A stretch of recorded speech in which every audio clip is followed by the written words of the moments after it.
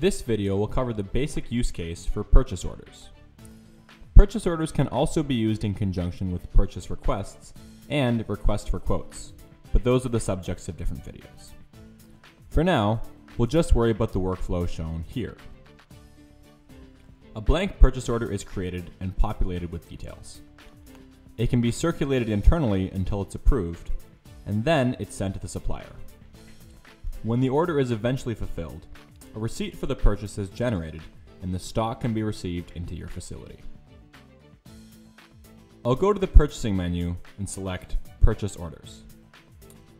POs are filtered by status, in a very similar way to how work orders are. Let's create a new purchase order. The two main pieces of a PO are the supplier that it's being sent to and the individual line items that you'd like to purchase. I'll select Grainger as the supplier, though it's not strictly necessary that I do this first. I'll then add the metal cables.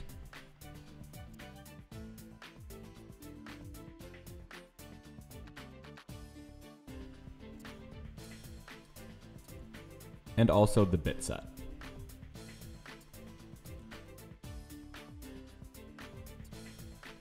I can also add pieces of equipment to the purchase order. Here I'll add a check weigher.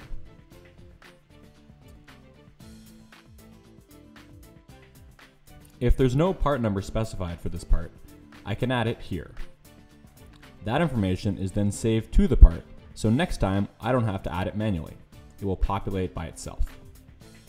The main thing is that I specify how much of each line item I want, as well as the price, including any applicable taxes.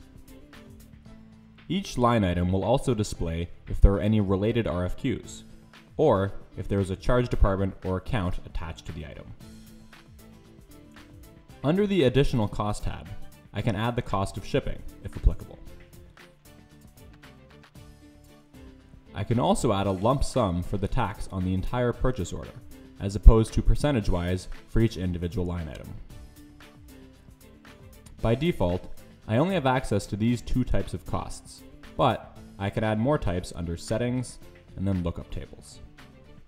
The Shipping Receiving tab is where we set the most important part of the purchase order, the vendor who will be selling us the goods. We can also specify where the parts will be shipping and where they will be billed to. Both of these are optional. The Ship To field, in particular, can be set later on, when we actually receive the parts. The Notification tab shows which users or user groups will be sent notifications regarding this purchase order. The Logistics and Purchasing groups are added by default to every PO. In addition, anyone who has added a line item or purchase request, or otherwise made any changes to the purchase order, gets added under the Notifications tab. Those are the basic details of the PO. When the draft is completed, the next phase is to either get approval from the purchasing manager or bypass that step completely and just send it directly to the supplier. Here's a visual layout of how the different statuses flow. To get more information on how the statuses operate or how to customize your own workflow statuses, check out the Purchase Order Workflow video. Because I'm the manager here, I'll bypass this approval step and just send it directly to the supplier. I have three options here. I can change my mind and close the form without making changes. I can send the email to the supplier, which will also change the status of the PO to On Order.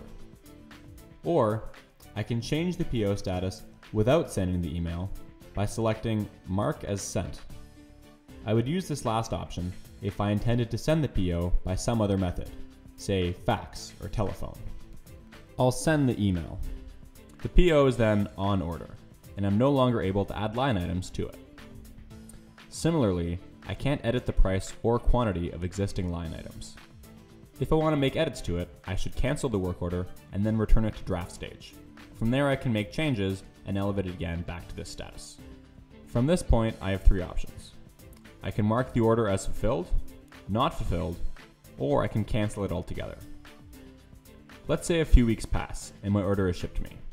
So I'll close off this purchase order by setting it to Order Fulfilled, and then I'll receive the parts I ordered to my stock count.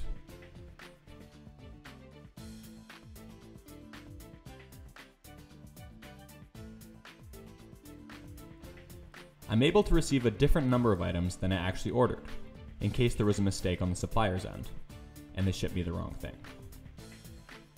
When selecting a location for the parts, I can add to an existing stock location, or create a new one. I can also receive stock to multiple locations. The bit set already has a location, but I can add a second one here, and then receive some to both.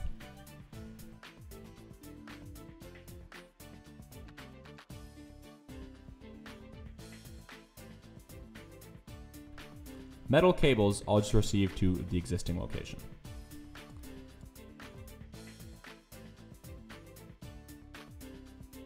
The checkware I'll place in a new location.